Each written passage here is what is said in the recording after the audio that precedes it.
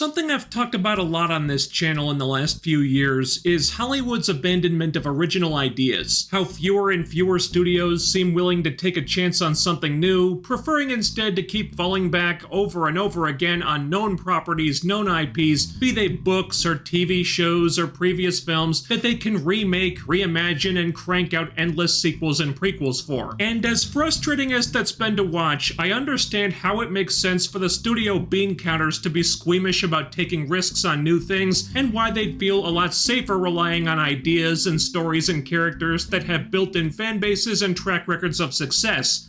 But aren't we getting a little carried away here? Sure, we all know the thrill, and sometimes the dismay, of watching our favorite book or comic or game get adapted into a big-budget movie or show, but for every Dune Part 2 or The Last of Us, projects that treat these IPs with care and respect and elevate them to cinematic heights I didn't even dare hope for, there are a hell of a lot more that go the other way. We're in an era now where every IP under the sun is getting a big screen adaptation, regardless of whether that makes sense, or if they have a narrative that could support such a thing, or if you could even do anything with them in this format that's worth watching. Remember the Angry Birds movie? Remember the Emoji movie? Yeah, me neither. Actual substance doesn't seem to be a major concern these days. If there's a recognizable brand that looks cool on a poster, they'll probably make a movie out of it. And if there's no narrative, we'll make one up, or we'll just do it without one. Because what does a movie need stupid things like a story and characters? That stuff doesn't matter, am I right? And some of the especially shameless cultural arsonists out there are now taking this a step further, going so far as to blatantly hijack these properties, only taking advantage of their name value to get fans in the door, and then bastardizing them into something totally unrecognizable, using them as a vehicle for the screenwriter's self-indulgent fanfiction instead of anything the IP itself has to offer. That's how we wind up with schlock like Velma, the Halo show, the Sony Spider-Verse, the Acolyte, and so on. More and more, if people know about the brand, we can exploit it, looks like the only real determining factor when making these things. And if there was any other factor that led to what I was just subjected to with the Minecraft movie, I have no idea what it could be. I won't bore you with a lot of details, there aren't many to do that with anyway. Minecraft is exactly the movie we all knew it would be when that terrible trailer came out. It's a film that got made because some soulless hack at the studio saw that people like that Minecraft game and thought they could make a quick buck off it. But wait, we don't have a story. Story? Who cares about that? We'll get some name actors to phone in their lines, cover the whole thing with mediocre CG, put the Minecraft logo on the poster, and watch the greenbacks roll in. Because,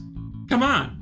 That's all it takes. And that's literally all the thought that went into this. It's a big, dumb, loud, painfully unfunny, poorly written mess of a movie that takes place mostly in front of a green screen, where what passes for a plot is built entirely around a collection of repetitive sight gags that I assume were references to the Minecraft game, but having never played the game myself, I have no idea. Talking about the cast almost seems like a waste of time. Jack Black is the only one who's having any fun at all, likely because he's playing his favorite character ever, Jack Black, and he's really just there to give exposition. And there are other people in there, but they don't know what the hell's going on. So for the whole thing, Jack Black is just leading them around, explaining the rules of the game and what the NPCs are and how you build things and whatnot, while the straight man characters make remarks like, "What the heck is that?" Or, "This guy is a giant tool bag." Jason Momoa spends 2 straight hours looking confused about what he's even doing there. Jennifer Coolidge gets her own pointless side story. For what reason, I couldn't tell you. There's this really weird, out-of-place realtor character who will have you spending the entire film wondering why she's even in this thing, to check a box. Duh. And I can sum up the entire plot in about 10 seconds. Some people stumble into the world of Minecraft, they try to get to a place to find a thing, there's a big battle involving a bunch of stuff made of blocks, and that's it. That's the whole movie. Basically, it's a loose collection of scenes framed around what must have been various set pieces from the game. Kind of like the filmmakers watched the Super Mario Bros. Movie and said, let's do that, but like not try. Because, sure, Super Mario Bros. Was kind of the same way, but the difference is that movie had a story. It was nothing complicated. Mario's trying to save his brother from an evil turtle monster. Pretty simple, but it was all the movie needed, and it had heart to it. You could tell the people who made it really cared. Minecraft couldn't even put in that much effort. You don't give one single shit about anything that happens in this film. There was one part that I almost liked. Almost. There's these two kids whose mom passed away, so they're on their own with no parents, and the older sister is trying to take care of her brother, and this part was okay. I felt bad for these kids because they lost their parents, and that sucks. I might have cared about them if the movie had given me half a chance, but they don't do anything with it. We get 2 or 3 scenes of this before the kids get sucked into Minecraft, and then they're just throwing blocks around for the rest of the movie with a bunch of other characters, half of whom have no reason to even exist. If they just ditched all the pointless stuff and pointless characters who serve no real purpose here and just made the story about the kids and Jack Black, where maybe they do a found family thing and he becomes a surrogate father figure to them or something like that, you might have had something worth caring about here. But no, there's nothing. It's just Jack Black being his wacky self and building stuff with blocks, and Jason Momoa's also there acting weird while he waits for his paycheck to clear, and there's a bunch of other characters who take up screen time for no reason whatsoever.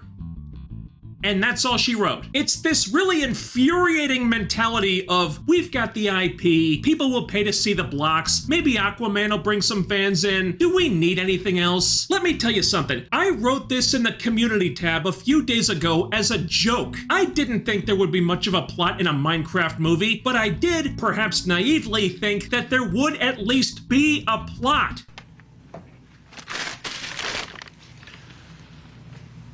Well, I don't know what I expected. But there really isn't. They do throw some half-assed plot-esque things into it to fill time. None of them are any good. Jack Black is trying to find his dog. That goes nowhere. The vice principal of the high school is lonely after her divorce. That goes less than nowhere. The younger brother is getting picked on at school because he's creative, which people don't like.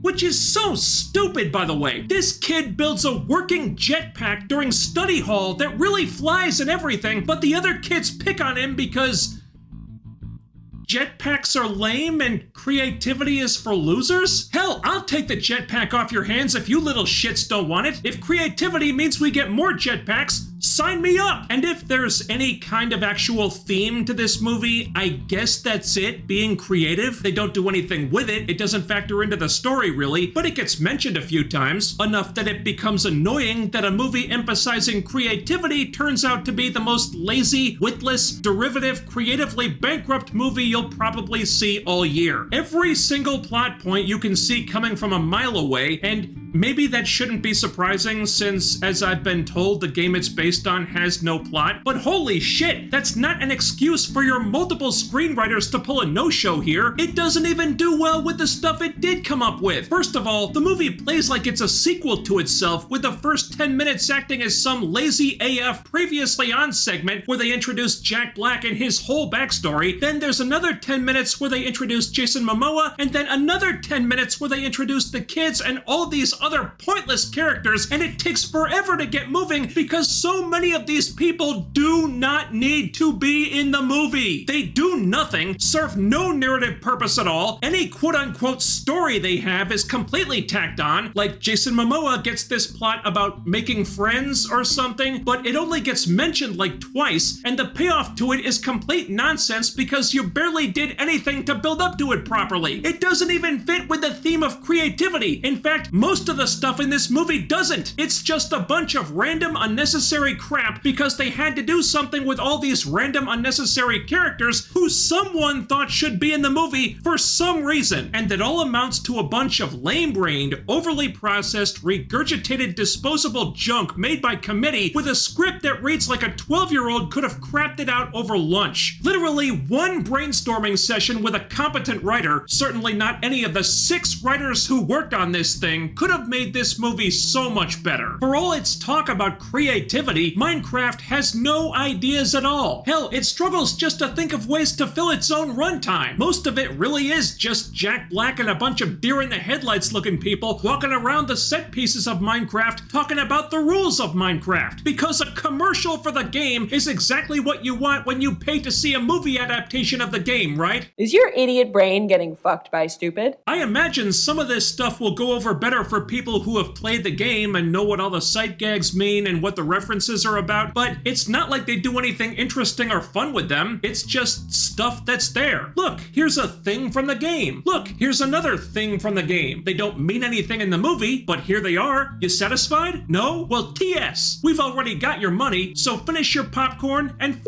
off. And that's about it for the review. There just isn't much to say. It's a really bad movie, and anyone who counts their age in double digits will be bored out of their mind. The thing is, though, I can see little kids enjoying this, because it's got lots of video game imagery and Jack Black making funny faces and stuff. I think they'll get bored with it upon rewatch, or when they get old enough to start expecting literally anything more from a movie than loud noises and shiny things, but it wouldn't surprise me if a lot of kids drag their parents to see this, at first. And maybe some adults who like Minecraft and never actually saw the trailer so they didn't know what they were in for and might be fooled into seeing it too. So congratulations, assholes. You bastardized another famous IP into wrangling a few extra bucks. But do you really think those people are gonna keep coming in once they see what this movie actually is? You shouldn't have to fool people to get them in the door. Imagine the results you could get if you'd actually, try.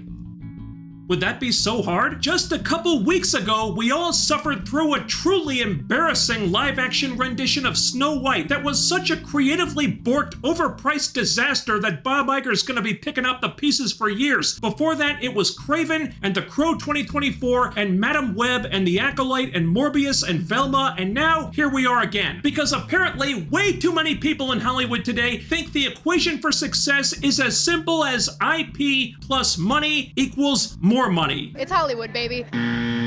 How did we get here? You bought the rights to a popular IP that a lot of people probably would like to see a movie about if it were good. Then you put a bunch of complete idiots in charge of making it, threw an ungodly amount of money at it, and for what? A $150 million nothing burger that even fans of Minecraft will have forgotten in a week. And nothing of value was lost. When you make big announcements on Twitter about some old TV show being adapted into a movie, or your favorite cartoon from when you were a kid being remade as a live action, or an app on your phone like Candy Crush or Royal Match getting turned into a dark and gritty Hulu miniseries or whatever the f***, and fans respond with, "This will suck," or "Get your out of my childhood's asshole," or endless memes of the "It's time to stop, dude," stuff like this is f***ing why. Fans don't trust the studios not to screw these things up anymore, and every time you do, it's ruining not just the people's trust in the studios, but their love for the IPs the studio is butchering. I haven't watched any Star Wars content since the rise of Palpatine. I used to love Star Wars, and I can't watch it anymore.